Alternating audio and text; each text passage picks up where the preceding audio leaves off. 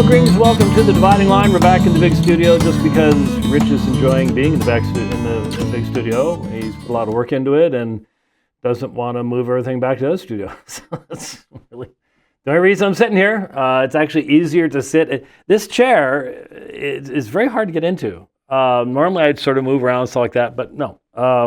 Once you're in here, you're pretty much in here the rest of the time, or you look like a complete idiot trying to get into it. So that's how it works. Anyways, it's a beautiful day in the neighborhood. It really was. I think it got down to like 60 or something this morning, which for most of you would be like during the summer. But for us, it's the beginning of fall. It's getting toward the end of October. Hey, we've had 103 degrees on Halloween. So, you know, things could still get bad, but the weather prognostication seems to indicate that getting to the point where I might break the coogies out. Yeah, they need to get aired out and dusted off and stuff like that, and get back out into the real world.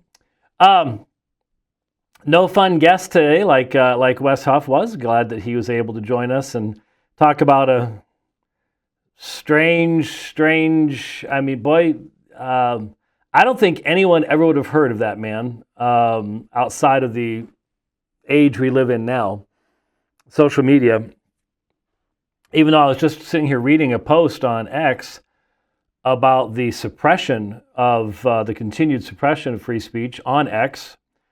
I think Elon has gone on to other things, and almost anyone that you're going to hire in Silicon Valley is going to have a strongly leftist worldview, and they think they're doing God's bidding to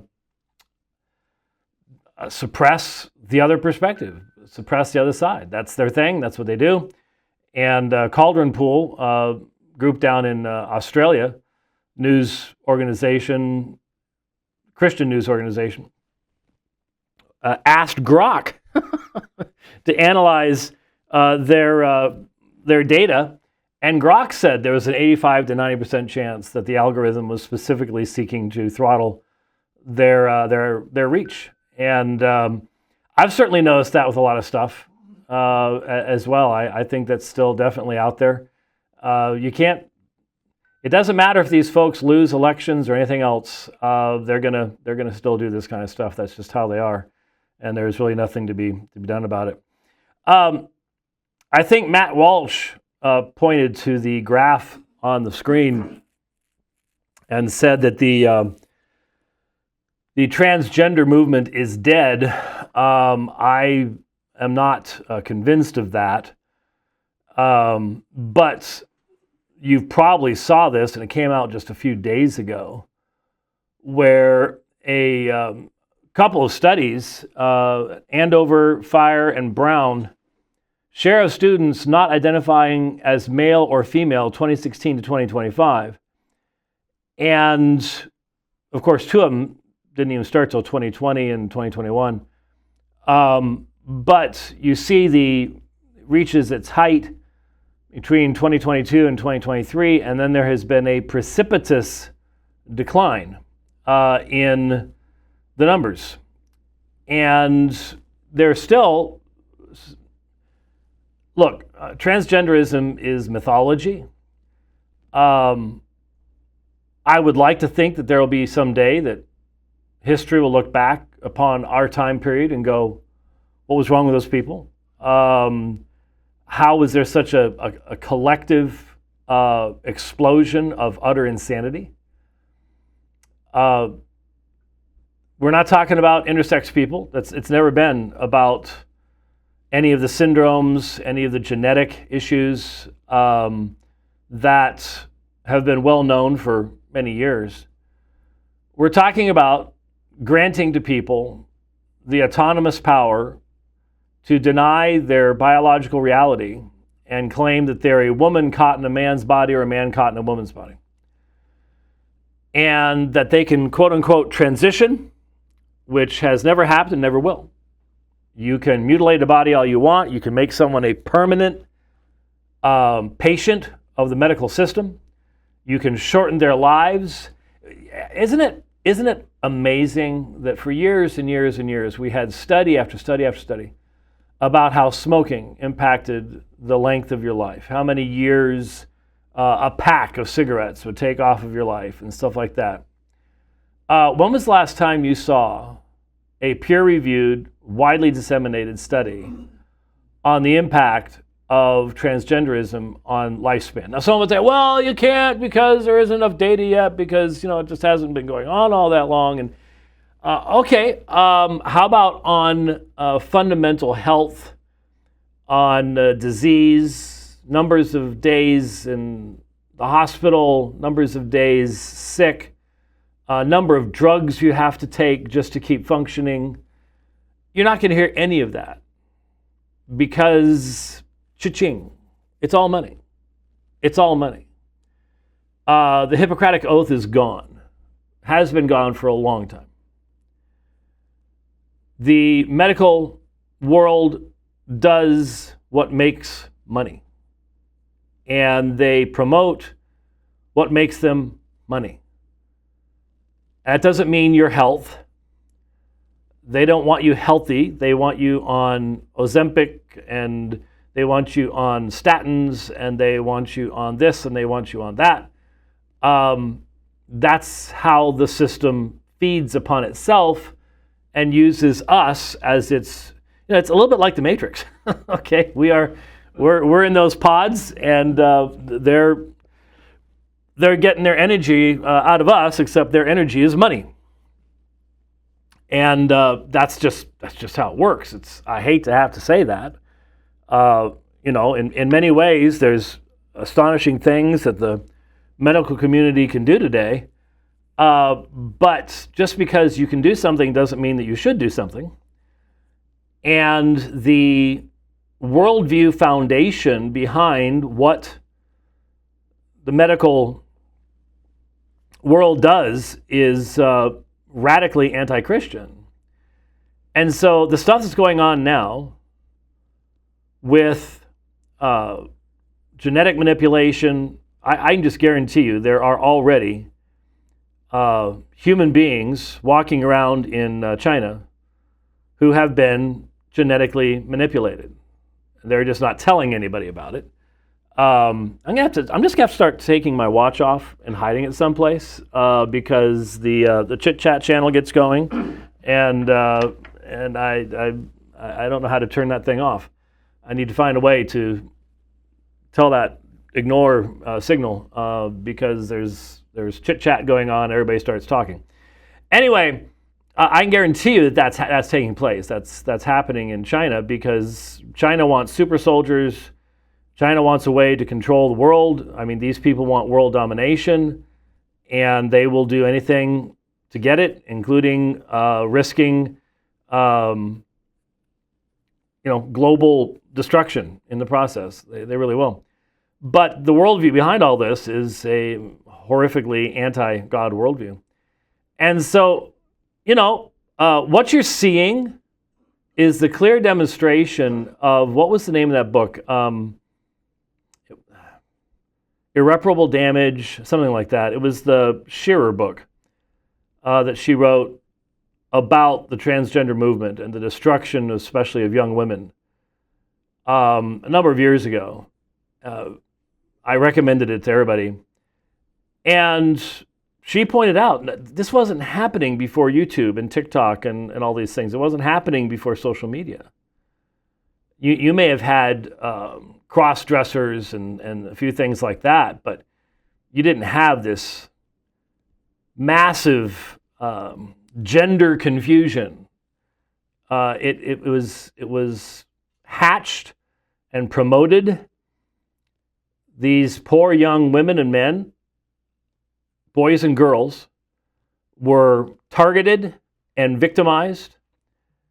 I think every single surgeon and doctor, counselor that was ever involved in injecting cross-sex hormones into young people, into mutilating their bodies, destroying their lives, I think every single one of them needs to have all of their property confiscated, all of their money confiscated, goes into one big pool to reimburse those people for their damage, and that they should have to work the rest of their lives on the subsistence level food and shelter, and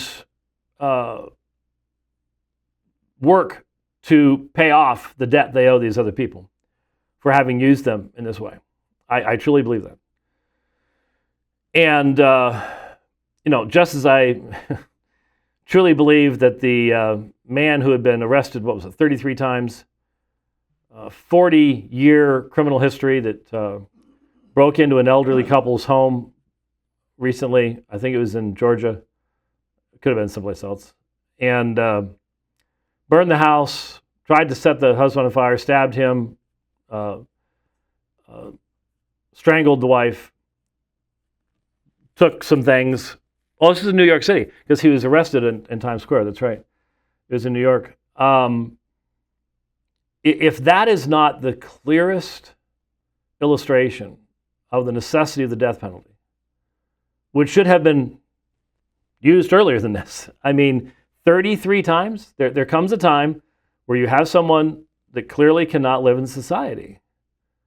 They are evil, and they love evil, and they're going to continue practicing evil, and you don't respect life if you do not take these people's lives. Now you can say, well, just lock them in a cage. Okay, so slavery, lock them in a cage, and then charge all the rest of us all the money to give them sex change operations too. I guess that's how you do the whole thing here. And you know what? I'm just going to have to and slide power. I'm just going to have to turn the phone off, turn the watch off, because either that or just leave the group. That's maybe what I have to do. Irreversible damage. Yeah, irreversible damage. Yeah. Yeah, that was probably in there too. But I'm not watching the group. Can't. It's making too much noise. So anyway, what you've got here is clear documentation of the fact that there has been a social shift. They overplayed their hands. They fired people. I have a friend right now who's very concerned that he's going to lose his job, and it's about transgenderism. It's about having a boss that all of a sudden decides they're not who they used to be, and they want to be called by different names and different pronouns. And as a Christian, you're like, I can't lie about God's creation. I can't do that. And so it's still going on.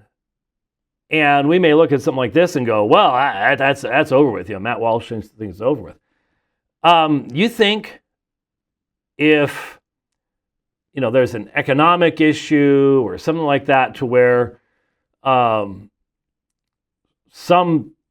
leftist nutball like Buttigieg or something like that is elected president, can you imagine President Mamdani?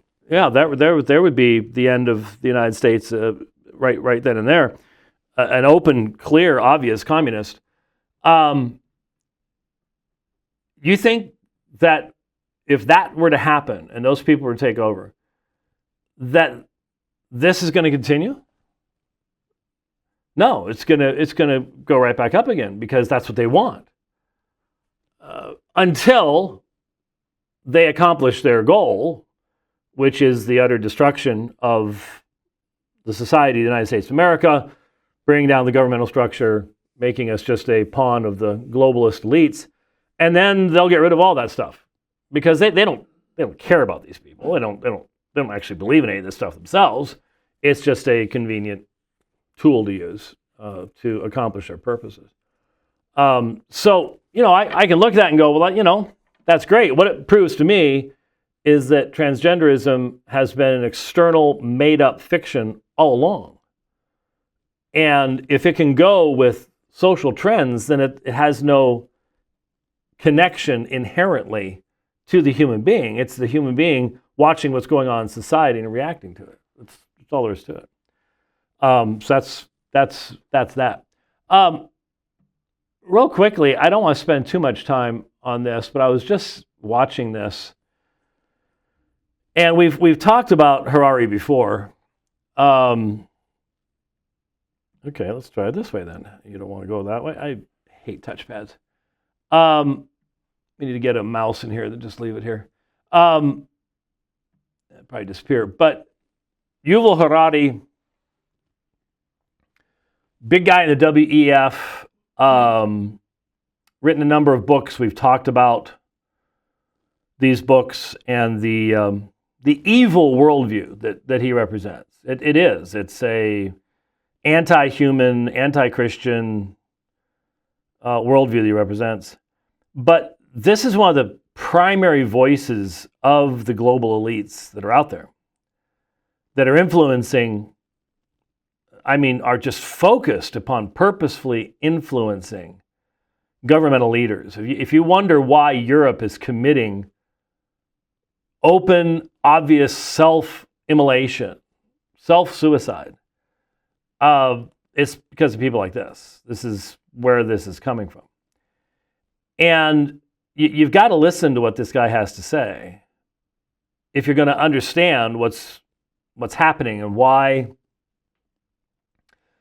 the worldview that understood that there were transcendent values, that man has value in and of himself, and why people, and sadly Elon Musk is one of the people that want to create this world where machine and man are interfaced. And eventually the machine is ruling over the man is secondary. Harari is a good person to listen to here. Listen to some of the stuff he has to say. In order to collaborate on a large scale. Oh, that's not going to work, is it? Yeah, no, it's not. Yeah, we'll see if this works. And so in order to collaborate on a large scale, you need to convince everybody to believe in the same story. What really the engine of history is stories. Mm-hmm. And they don't even need to be true. Right. Some of the most powerful stories in history were fictions. Right. But you need to get everybody, or at least a significant part of the population, to believe in the same story. Otherwise, it doesn't work. Okay, I don't know if you saw that, but even, and it's not done, but it just fades out there for a second. Even the subtitling that they provided, when it said the same story, there was a graphic underneath of a Bible. And that's true. That's what they're saying. Is what he would be saying is that the Christian religion in Europe for over 1,000 years was the story. And if you get everybody believing the same story, then you can control them. And there is a sense in which that is true in regards to the papacy. When you can convince people that Mary's house was carried by angels to Italy, and they'll do pilgrimages and get indulgences and splinters of the true cross and all the rest kind of stuff. Yeah, it demonstrates that got everybody on the same page. You can control them, whether there's much truth to what you're saying or not. That's one of the greatest damaging things about Rome and about the accretions in both Eastern Orthodoxy and Roman Catholicism. These accretions, these non-apostolic additions, which so often muddle, and in many instances just directly contradict the apostolic teaching, are some of the main things that bring the greatest disrespect upon the faith. I'm not saying that the world gets to judge those things. I mean, obviously, the world hates what the Bible says about the roles of men and women, the fact that God made men and women different and they have different roles and they're going to find happiness and fulfillment in different ways. The world hates that stuff too. But you don't have to add to what the world's going to hate by engaging in the kind of stuff that has happened with the Marian stuff. And I saw some priest just this morning in a video carrying around this sealed thing that allegedly has the blood of some saint that will not coagulate, and it's, that we're blessing people, and there's nothing coming out of it, obviously, but it's just being around it, and they're carrying around dead bodies and skulls and femurs and big toes, and we played the thing, washing water over a relic foot, and then everybody's grabbing the water. This kind of stuff does not in any way, shape, or form add to the coherence and truth value of the Christian faith, because it's not true. And the apostles never taught any of it and never gave any foundation for it to develop from what they taught either. So that's just how that is. Anyway, we'll get more into some of that stuff in a moment. But so here you have the idea of stories from Harari. Science is not really, at least this is my view as a historian, science is not really about truth. It's about power. The real aim of science as a project, as an establishment, is not truth, it's power. Particular individuals, particular scientists may be very interested in the truth, personally. But as an institution, the real aim of science is power. Well, I appreciate the honesty, and I'm not necessarily saying that in the current context that he's wrong, that he's lying. We recognize that science has been made a religion in the secular world, that we are taught to trust science, even if we don't really know what science is. And for many of the global elites today, we go back to genetic manipulation. If it can be done, it should be done. It doesn't matter that you have all the Jurassic Park movies.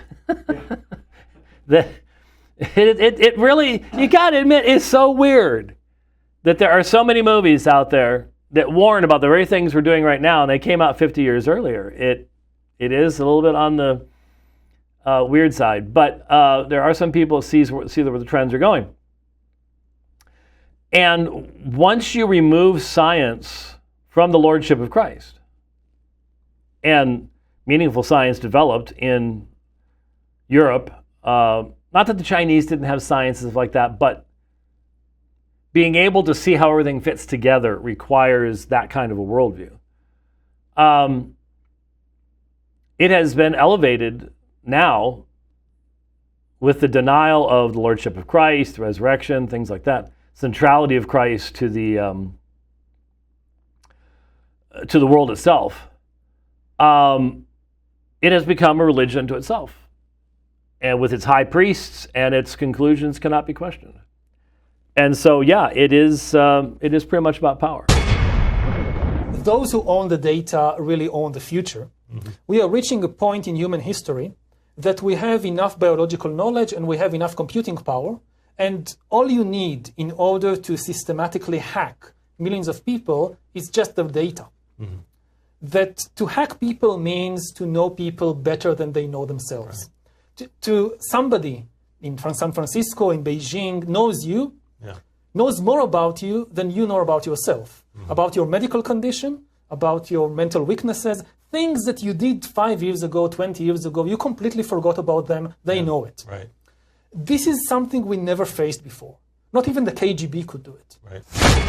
And we are already beginning to see the emergence of such total surveillance regimes in places like Xinjiang, in places like in my own home country in Israel. We have this big laboratory of surveillance called the occupied territories, where you have 2.5 million guinea pigs of how to completely survey and control a population with very few soldiers.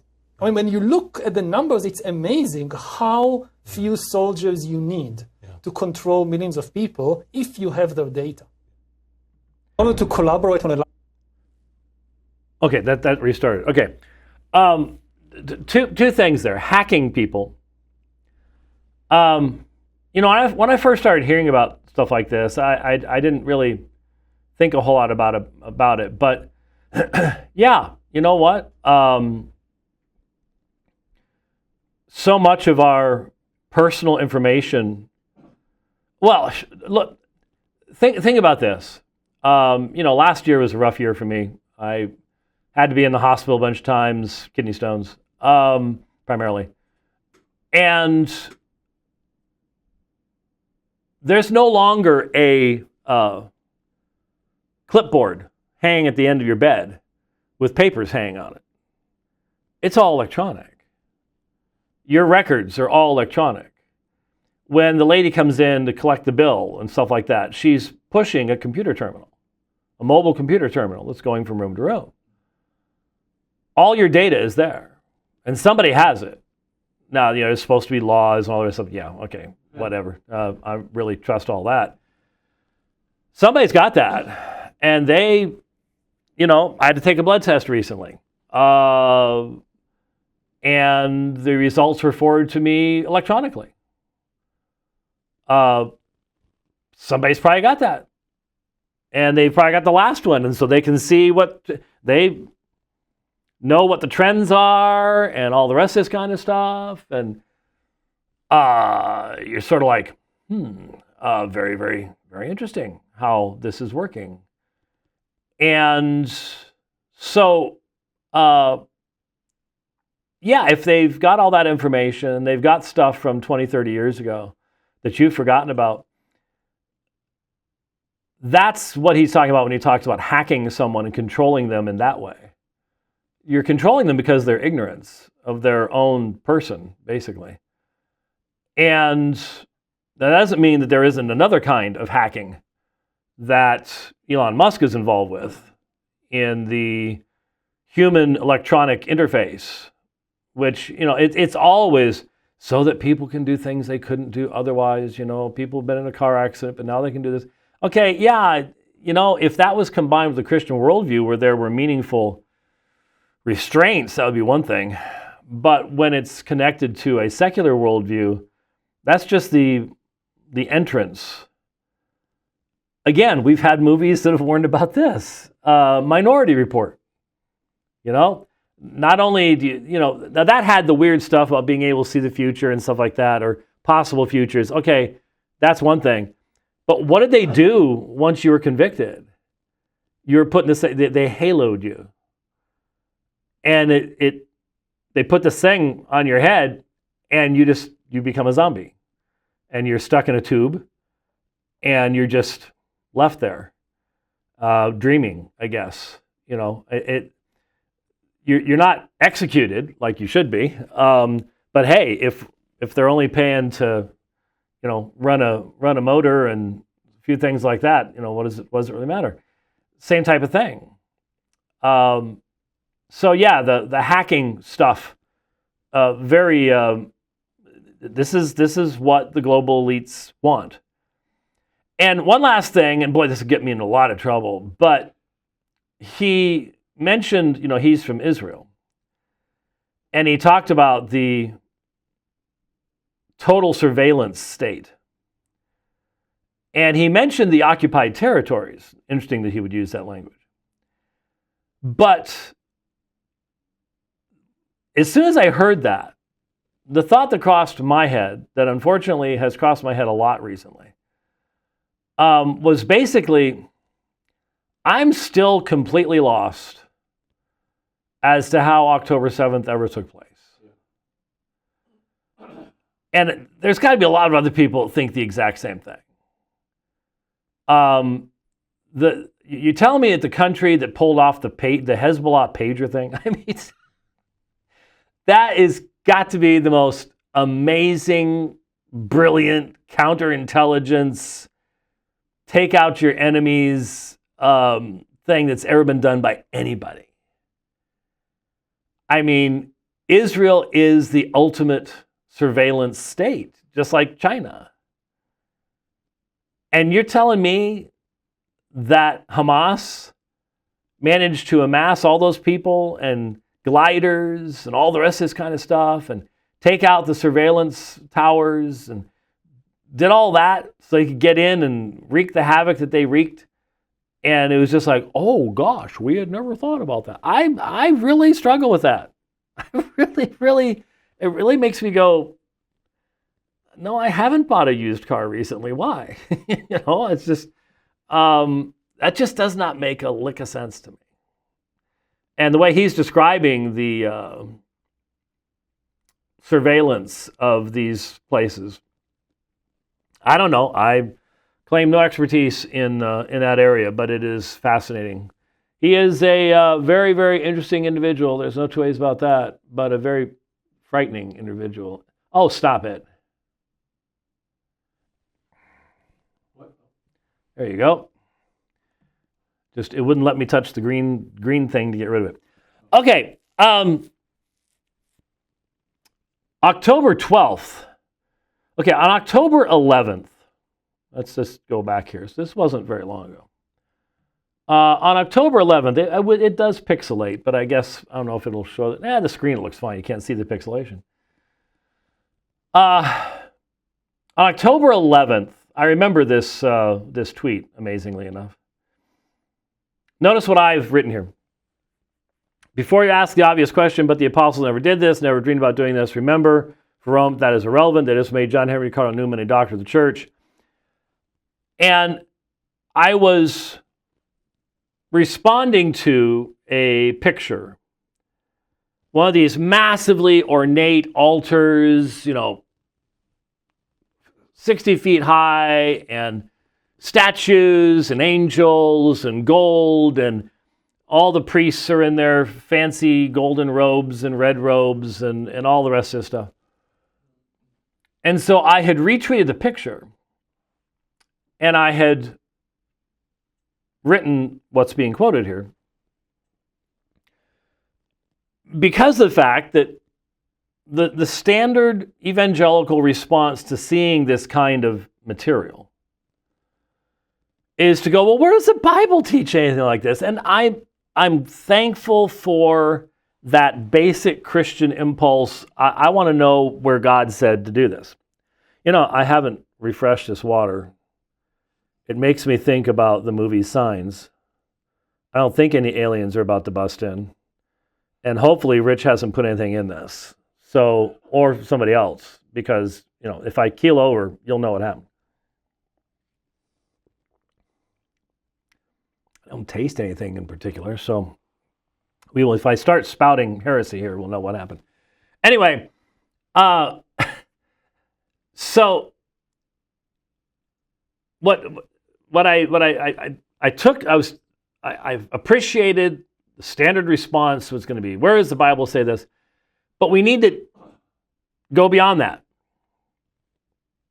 I think I've mentioned to you that I certainly saw when X made the transition to AI algorithms on Twitter.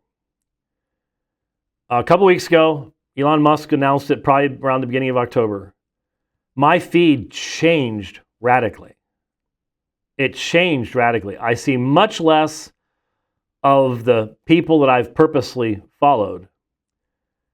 And what I see now is just a barrage of triumphalistic Roman Catholics, Eastern Orthodox, and Mormons. I guess there are no triumphalistic Jehovah's Witnesses or Unitarians. I just think they gave up on X. But it's just everywhere. I mean, every time I start looking at it, it's someone posted a picture. This is Scott Hahn's Bible, and it's all marked up, and everything's marked. You can't hardly even see the text. Now, I don't know if that's Scott Hahn's Bible or not, but I personally chuckle a lot at the sanctifying of Scott Hahn. Given my own personal experience, the man 35 years ago now, around that time period. And anyway, just so much of this kind of stuff that I'm seeing. And so if you're going to interact with these folks, you have to do so in such a fashion as to understand how modern Roman Catholicism, why it's such a mixture of things, why you can find the progressivist. There was a video I saw yesterday of Pope Leo telling American bishops they needed to do everything they could to resist ICE and the deportation of illegal aliens from the United States. And the Pope of Rome does not believe the United States has the right to have borders and laws. He lives in a walled city. There are no squatters. There are no tent cities in the Vatican. They ain't allowed in. But there they sit on a massive pile of hypocrisy, telling everybody else how they're supposed to do things.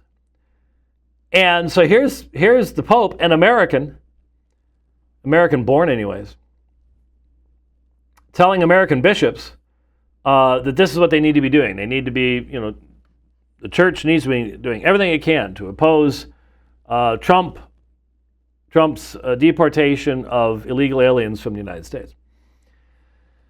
So anyway, you've got those types of folks, and then, man, you've got the Feeneyites and the trads, the traditionalists. And it does make me wonder, don't Roman Catholics ever sort of go, we use the term Protestants, but we know that there is no singular Protestant church. There is no singular Protestant confession. You like to throw the Mormons, Jehovah's Witnesses in there. They're not even Trinitarians. One of those groups is polytheistic. The other is henotheistic. You like to do that, to contrast that against the supposed unity of the Roman Church. It's apples and oranges, obviously, to anybody who's trying to be honest anyway. And at the same time, you sit there, and especially you conservative traditionalists, you know what Francis did. You know the people he put in power. You're so desperate that you're uber excited about the fact that I think I saw this morning or yesterday that they're going to allow the Latin Mass to be said in the Vatican somewhere, one of the churches in Rome, because Francis had been death on the Latin Mass. I mean, that was all there was for a long, long time.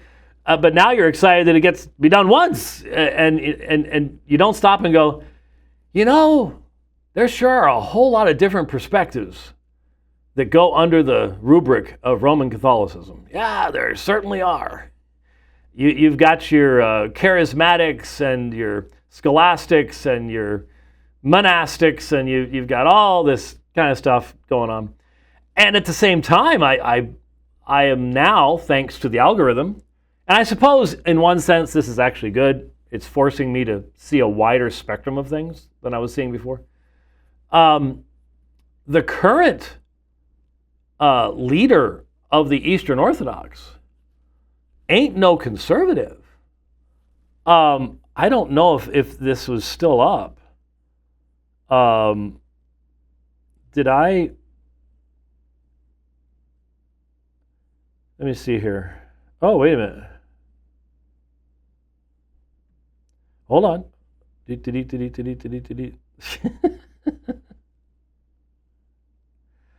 Yeah, I'll get to that one in a second. Let me look over here under all bookmarks.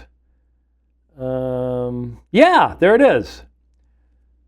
The Ecumenical Patriarch of the Orthodox Church said the following: the Church, generally speaking, respects human life and the continuation of pregnancy, but the Church also respects the liberty and freedom of all human persons and all Christian couples. We are not allowed to enter the bedrooms of the Christian couples. We cannot generalize. There are many reasons for a couple to go toward abortion. Excuse me? What? In fact, and then I also saw, and I don't know, I don't think I saved it. No, I didn't. I also saw a video of this fellow, and I don't know what the context was, but he was passing out what he called the Holy Quran. Now, I don't think that was in a class of how to respond to the false claims of the Quran about Jesus. That didn't seem to be what the context was. But it does seem that the Orthodox don't get a free pass when it comes to having leaders that are not exactly, shall we say, in perfect harmony with their past traditions, which, at least Rome has, especially now with the elevation of John Henry Cardinal Newman to Saint John Henry Cardinal Newman to the office of Doctor of the Church, at least they've got their development hypothesis that they can run on. And it's so funny watching people today say, oh, that's always been the teaching. And the stuff it is so sad to see these guys trying to grab stuff from, and again, it's taking stuff from patristic sources that had nothing to do with what they're talking about and reading it into modern stuff. And so John Henry Cardinal Newman is now the doctor of the church, and oh, look, Augustine was saying the same thing. I said, no, Augustine was not saying the same thing. Newman's theories were controversial in his day because they are an abandonment of the historical field of battle. That's not what Rome was teaching. It is now, just one of the many places. This just helps you to have an excuse for why the changes take place. Rome has the development hypothesis, but Orthodoxy is significantly more fossilized. There is, Rome can, like when you build buildings in an earthquake zone, you don't build them so they can just sit still. The way to keep a building from falling over in an earthquake is to allow it to move. Rome, with Newman, is giving itself more room to move because it's moving. Anybody who thinks it's not is just living in a fantasy land is delusional. But there is no Orthodox Newman. There may be some trying to do that, but that hasn't happened yet. And my description of so much of Eastern Orthodoxy is it is fossilized. It is the crystallization of the 7th, 8th, 9th centuries and the tradition that existed in the East that time. This is who we are. And that does not move much. Some of their biggest battles are over calendars. There's a reason for that, because there's not a whole lot of room to have battles when your walls are absolutely fixed. Doesn't make it apostolic. In fact, it keeps it from being truly apostolic. Because once you say, this is what we are, and this is apostolic, and then you go back and look at what came before then, you have to now interpret everything back there as supportive of this, just as Rome does in her own way. So it is fascinating that that's going on. Anyway, I just I am seeing a lot of the algorithm has sent me a lot of really interesting quotes. And just in passing, since I was mentioning the Orthodox, Russian Orthodox priest and patristic scholar Father Andrew Luth, quote, "It would seem obvious to a historian that neither the 8th century doctrine of the necessity of making and venerating icons, Second Council of Nicaea 787, the necessity of making and venerating icons, nor the 14th century Palamite distinction between essence and energies can really be found in the 4th century fathers." End quote. Orthodoxy in Western Culture, St. Vladimir's Seminary Press, 2005, page 47.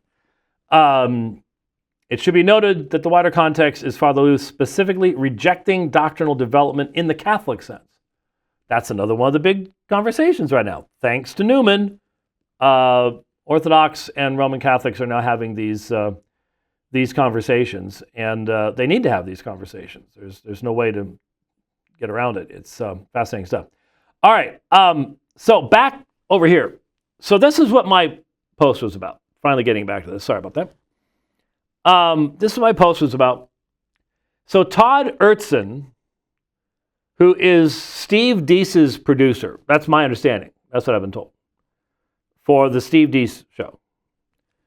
And I've met Steve. We were at the Fight, Laugh, Feast thing last year.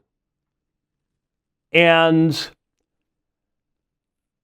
you know, we've been on some panels together, stuff like that, but I don't think we've ever had dinner or anything like that. We don't really know each other.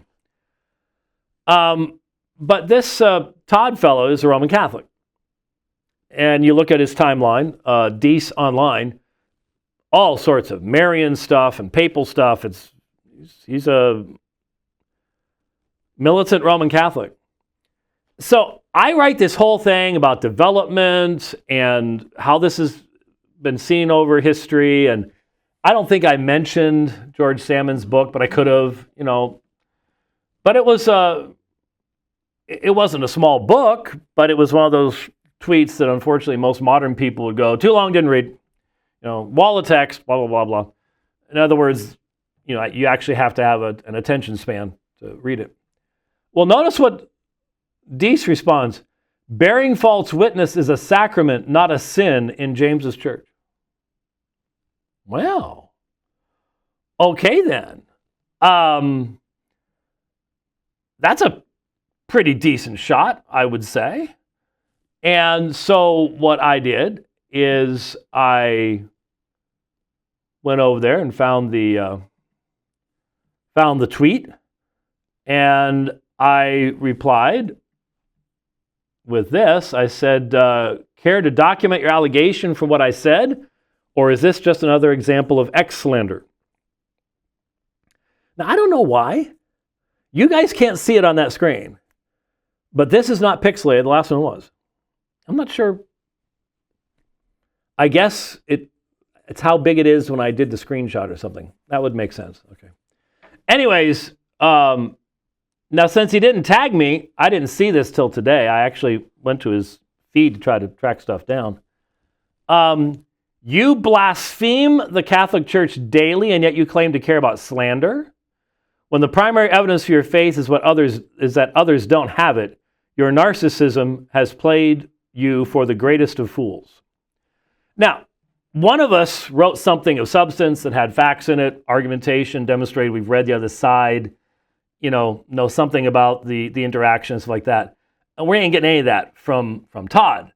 But we're getting a lot of emotion coming from Todd. And so I saw this just as the program started. And so I responded to this and wrote, balanced and fair people realize that I have engaged your leading apologist for decades in open scholarly debate. You have to call that blasphemy. I wonder why that is. It's true. Why do you have to call it blasphemy? I guess you are declining to document your allegation, which does not surprise me. Would you like to join me on the dividing line to discuss your claims, Todd? I have a strong feeling that you are far more bluster than you are substance. And the only responses to that have been somewhat humorous so far, all going, oh. But yeah, so Todd, if you're gonna say that lying is a sacrament in my church, you can say I blaspheme the Catholic Church. I'm calling you out. You have clear access to high quality sets, cameras, everything. You've got it right there. So there is no reason whatsoever why you could not join us. Just as we had Wes Huff right over here. And we can do the same thing with you. Or I can come on your program. Be happy to do that. And we can talk about early church history. We can talk about Irenaeus's rebuke of Victor over the Quartodeciman controversy. We can talk about the wisdom of Bishop Lightfoot, because I think I might have quoted Lightfoot in that. I'm not sure. I did to someone recently. Actually, I think that was Pope Respecter, now that I think about it, where I quoted the quote from Bishop Lightfoot, where he points out that historically, the elevation of the church at Rome was based on the church at Rome, not the bishop of the church at Rome. In other words, it was because Rome had more funding, was able to help other churches, all roads went to Rome, therefore there was more communication. The church at Rome took a leading role in the early decades, at the end of the apostles' lives and into the next period. It wasn't the Bishop of Rome. And time would switch that. Time would invert that to where the emphasis became first upon the roles of Peter and Paul, but eventually just Peter. Petrine privilege, whole yards. We can talk about what the early church taught about Matthew 16 and how many of the early fathers believed that that was fulfilled in Matthew 18, that all the disciples together had the same authority, that Peter was not. Cyprian plainly taught that in the 3rd century. You see, Todd, I teach church history. You do not. So when you pop off like this, I think it is appropriate to challenge what you're saying, and I think people would like to hear it. So we can do church history. We can do the New Testament. What is the evidence for the papacy in the New Testament? I thought I linked just yesterday on my feed. I linked, and Pope Respecter responded to that. We ended up having an interesting back and forth on that one. But I linked to, here it is, the papacy is not from God. And this is going to start playing. This video will be my summative case against... Okay, this is Gavin Ortland, Truth Unites channel on YouTube.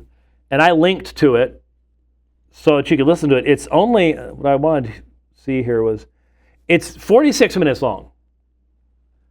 And, for a lot of folks, it's just too much, He did a great job summarizing a lot of material and making it understandable in only 46 minutes. Now, obviously, he was immediately attacked for not talking about this and not.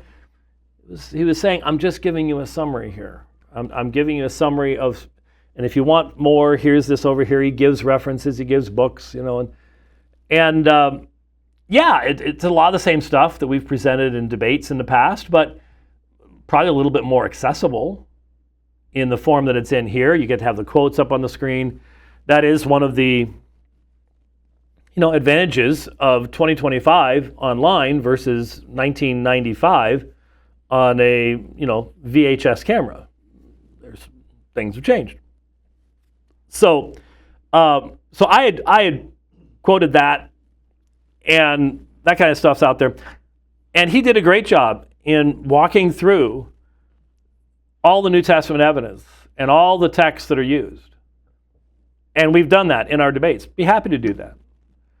And you can back up your allegations that I'm lying, that lying is a sacrament in my church, that I'm blaspheming the Roman Catholic Church. Evidently, if you say the Roman Catholic Church is not what it claims to be, that the papacy developed over time, that it was not established by apostolic command, that the Marian dogma is developed over time, that the apostles had no idea of any of these beliefs that are now dogmatically defined by Rome. They're necessary de fide dogmas. If we talk about the Mass and its development over time, the priesthood is development over time, the sacramental system is development over time, purgatory, indulgences, the development over time, all these things, evidently that's blaspheming. And whether I'm quoting from Ludwig Ott or Vatican I or Vatican II or directly from the mouths of popes, it's still blasphemy. Why? Because I don't submit to Rome. And so if you're going to talk about what Rome teaches, but you don't submit to Rome, then you're blaspheming Rome. I think people would like to see how that could be substantiated. Don't you? So I'm looking forward to hearing from Todd. I'm sure there's plenty of folks who watch Dividing Line, who have a way of talking to Todd, and I'm sure Steve would allow him to use the facilities there to to do a webcast, be on the program here. I can join you all. That'd be great. In fact, I heard that Steve had a convert on, and I'm sure you had a lot to do with that, Todd. How about hearing the other side? How about having me on to respond to what the convert said? That would be pretty fair, wouldn't it? I mean, would you like to, Todd, could you point me to non-Roman Catholic apologists who have debated Muslims around the world, who have debated Bart Ehrman, John Shelby Spong, numerous other agnostics and atheists, have engaged Mormons, Jehovah's Witnesses, Unitarians, and have done almost 50 moderated public debates with pretty much everybody on staff at Catholic Answers, people from St. Joseph Catholic Communications, 5 debates with Father Mitchell Pacwa, wonderful guy, would love to debate him again. I think those are the best debates. And I'll bet you, Todd, I bet you haven't watched them.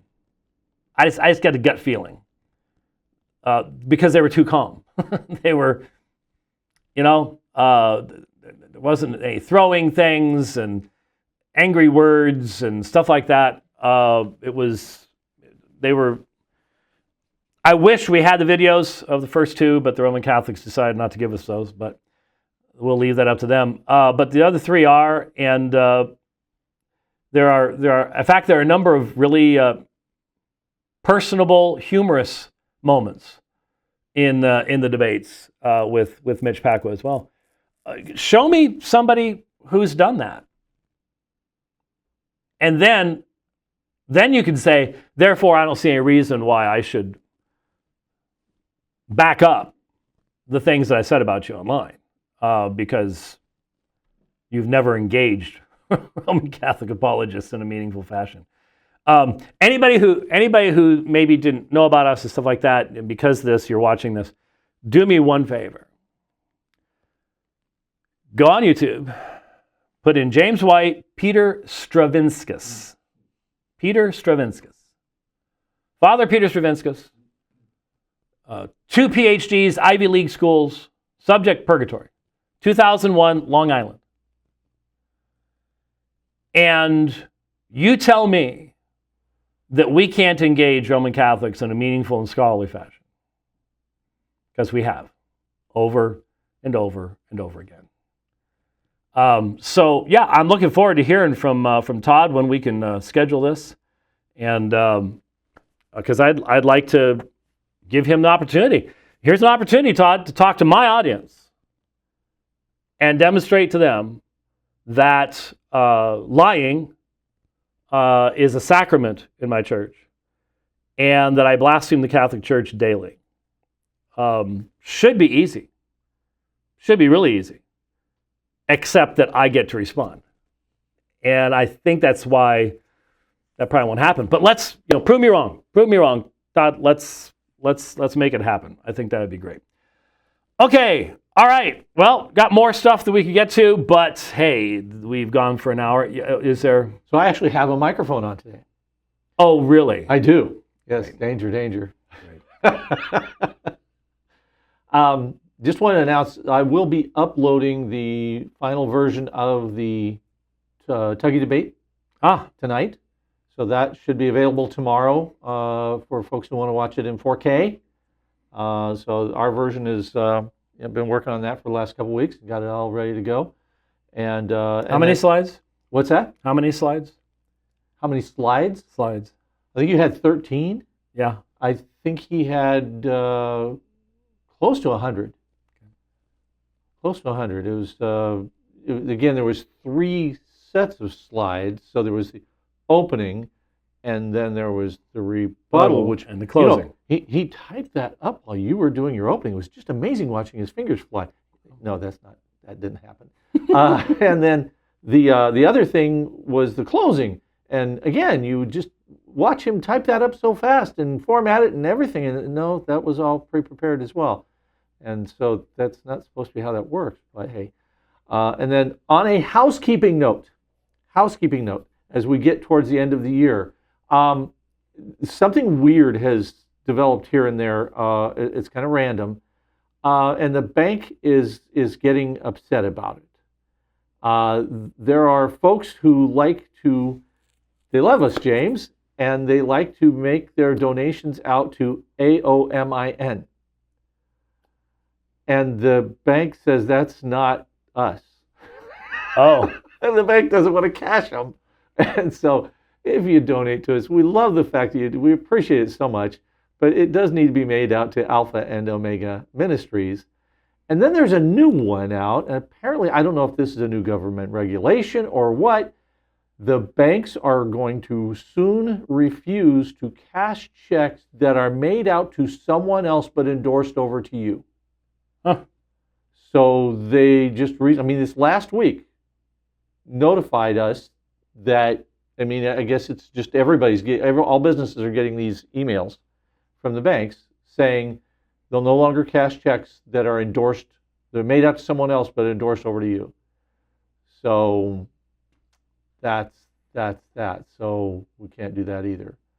But anyway, that's the housekeeping. The Tuggy debate should go up tonight, be ready tomorrow, and we have more projects on the horizon that we'll be working on soon. So stay tuned for those as well. All right, cool. Hey, I'm glad you have a microphone now. Well, not really, but that's a new development that you let them loose in here and give them freedom, and look what happens. But I don't know why this just popped up on my screen. But just for a second, because it is consistent with the topic we were talking about. Some guy named Father Peter something. For the record, Catholics, Martin Luther never explained justification by describing people as snow-covered dung heaps. There is no language like that in any of his works. And some guy named John B. says, also from a quick search, Reformed Apologist Turton fan has an old post about this, which gives possible sources that predate Luther. Amusingly enough, in the comments, a David Waltz, haven't heard about David in a long time, points out where apologist, me, James White, supposedly used the quote in one of his books. A gotcha! Oh, I've been gotten! Except I have explained how many times over the decades that while this has become a part of the conversation, in fact, it happened.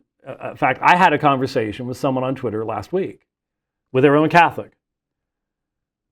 And I brought this up. And I said, now, this is the story allegedly from Luther, because we were talking about what the difference is between forensic justification and an infused righteousness.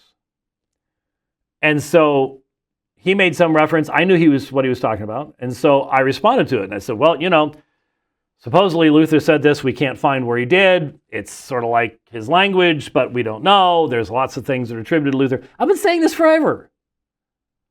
But then you get somebody, that guy's so stupid. He thinks Luther actually, even though you can find fairly easily where I've pointed this out over and over again. I remember we were in Germany in 2017 when I preached from Luther's pulpit in the Castle Church in Wittenberg. One of the things I taught our people was about how many citations there are from Luther. That when we visited the room where the table talks would take place, I told the folks about this kind of stuff. It just amazes me how many people are so desperate to find any type of gotcha. And one of the reasons I'll keep talking about it is, first of all, Roman Catholics talk about it all the time. And Roman Catholics will say, Luther said this, and they don't know anything about it. But the counterexample is extremely useful. And what do I mean by that? And this was the conversation I had. This may help somebody in their talking with a Roman Catholic about the difference between why you have to distinguish between justification and sanctification. Because in Roman Catholicism, they're the same thing. They're conflated. And since they're conflated, you don't have peace with God.